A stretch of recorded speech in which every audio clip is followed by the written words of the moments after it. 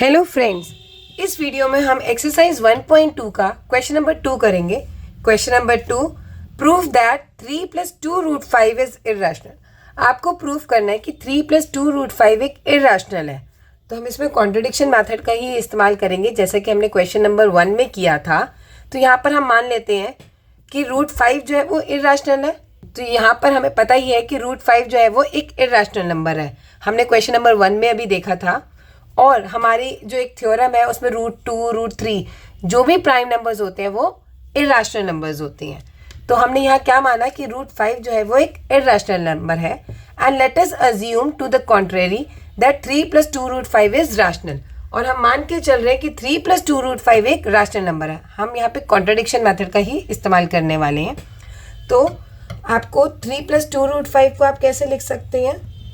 आप इसे लिख सकते हैं A/B where A and B are co-prime।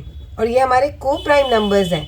और co-prime नंबर्स वो नंबर्स होते हैं जिनमें सिर्फ 1 एक कॉमन फैक्टर होता है। एग्जाम्पल जैसे देखो 3/4, इसमें सिर्फ 1 ही है, ये किसी से कटेंगे नहीं, है ना आपस में कटेंगे नहीं, 1 इनका कॉमन फैक्टर होगा। तो ये co-prime नंबर्स हैं, तो हमने इसे co-prime नंबर माना। अब इस क्वेश्चन में आपका मोटिव ये होगा कि आपको रूट में जो नंबर है उसको एक साइड करना और बाकी जो भी इंटीजर्स दे रखे हैं उसको दूसरी साइड ले जाइए। तो यहाँ पर हम पहले 2 रूट 5 को यहीं रहने देते हैं और 3 को दूसरी साइड शिफ्ट कर देते हैं। तो ये हो गया A/B -3। तो इसे सॉल्व कीजिए।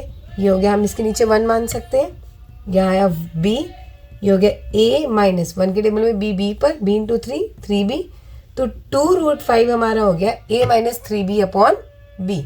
तो रूट 5 हो जाएगा A -3B/2B। यहाँ 2 मल्टीप्लाई में था, यहाँ के डिवाइड में हो गया। यहाँ पे where A and B are integers.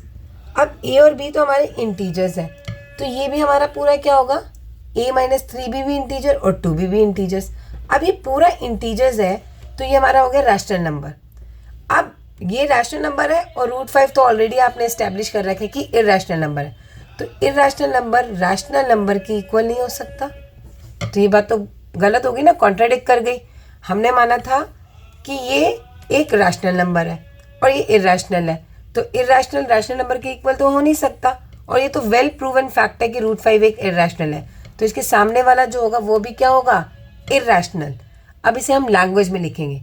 हम इसे गलत मान के चल रहे थे, तो हम यहाँ लिखेंगे since A and B are integers, so A -3B/2B are also integers and they are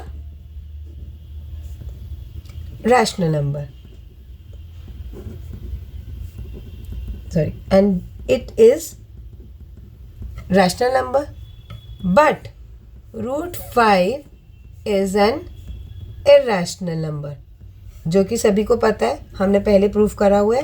तो रूट 5 इर्रेशनल है।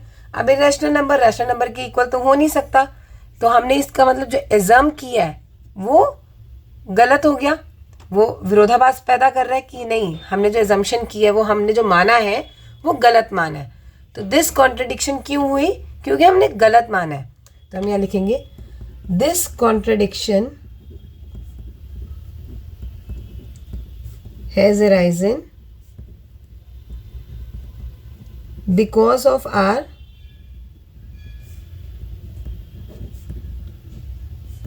wrong assumption।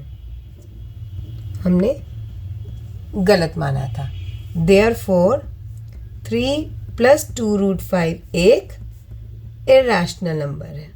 तो यहाँ पे लिखेंगे 3 + 2 रूट 5 इज इर्रेशनल। तो यहाँ पर भी हमने कॉन्ट्रडिक्शन मेथड का इस्तेमाल करके इसे प्रूफ कर दिया है।